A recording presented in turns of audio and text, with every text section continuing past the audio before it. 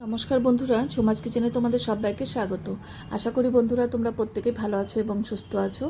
আজকে আমি তোমাদের সাথে রেসিপি শেয়ার করব ইলিশ মাছের পাতলা ঝোল। আলু, বেগুন আর মুখি কচু দিয়ে ঝোল হবে। এবার দেখো মাছগুলোকে নুন হলুদ মেখে নিয়েছি। দেখো মাছের এবার ডিম হয়েছে।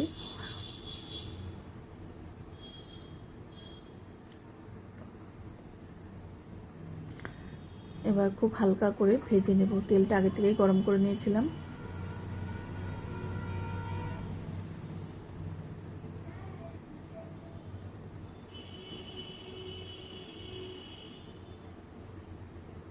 অপর পাশটা উল্টিয়ে দিচ্ছি।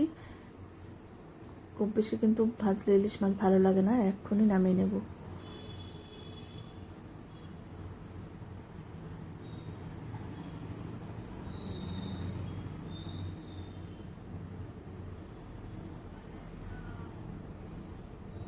এবার নামিয়ে নেব।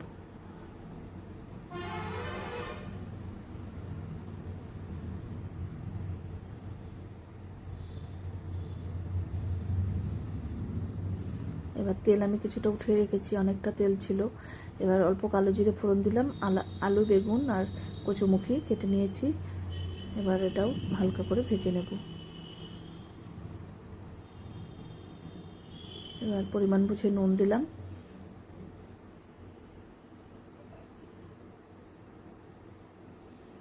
এবার একটু ঢাকা দিলাম। ঢাকা দিলে দেখবে খুব তাড়াতাড়ি সবজি সেদ্ধ হয়ে যাবে।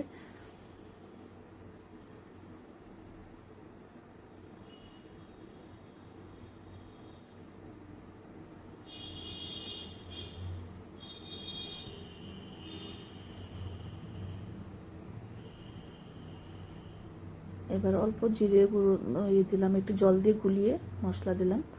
খুবই অল্প, ইলিশ মাছে খুব বেশি মশলা লাগে না। আর একটু হলুদ দিলাম।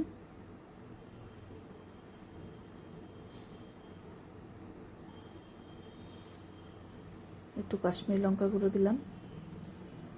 এখন তেল ছেড়ে দিয়েছি, মশলা কিন্তু কষানো হয়ে গেছে।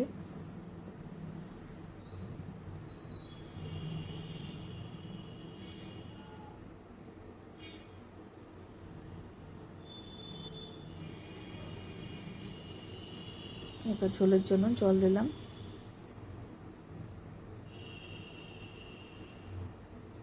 এবার ভেজে রাখা মাছ দিয়ে দিলাম।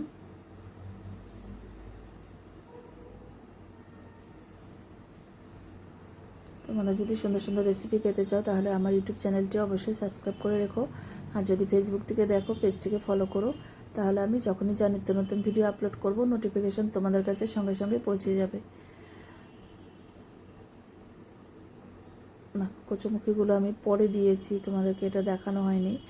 কচুমুখিগুলো ঝোল দেওয়ার পরে আমি এটা ঢেকে দিয়ে সেদ্ধ করে নিয়েছি।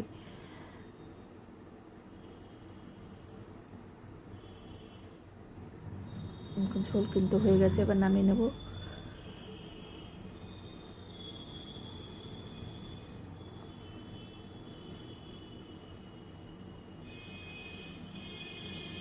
ইলিশ মাছের পাতলা ঝোলের রেসিপি তোমাদের কেমন লাগলো অবশ্যই জানিও।